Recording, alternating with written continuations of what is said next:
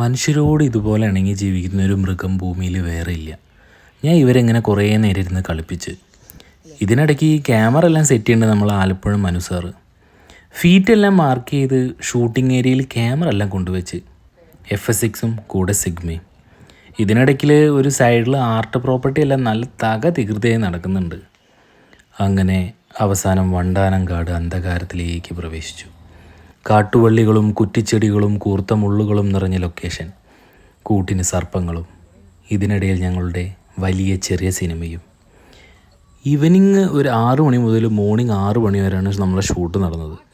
4 ദിവസം ഉറക്കത്തോടും സ്വപ്നത്തോടും വിട പറഞ്ഞ 4 ദിവസങ്ങൾ. ഈ വർക്കിൽ എനിക്ക് മനസ്സിലായത്, ഒരു ഇൻ്റർനാഷണൽ ബ്രാൻഡ് വാല്യൂ ഉള്ള ഒരു അടിപൊളി കണ്ടൻറ്റ് ഒരിക്കലും നമ്മൾ ലിമിറ്റഡ് ആക്സസിൽ ചെയ്തു തീർക്കാൻ ശ്രമിക്കരുത്. നമ്മൾ ചെയ്യുന്ന ഒരു ക്രിയേറ്റീവ് സ്പേസിൽ നിന്ന് കിട്ടുന്ന ആ പ്യുവർ സോൾ പൂർണ്ണമായിട്ട് ലഭിക്കണമെങ്കിൽ ഒരു ഹ്യൂജ് ഇൻവെസ്റ്റ്മെൻറ്റ് തന്നെ വേണം. ആ ഒരു ടൈമിന് വേണ്ടിയിട്ട് നമ്മൾ വെയിറ്റ് ചെയ്യുക തന്നെ വേണം. അപ്പോൾ കാണാട്ടാ.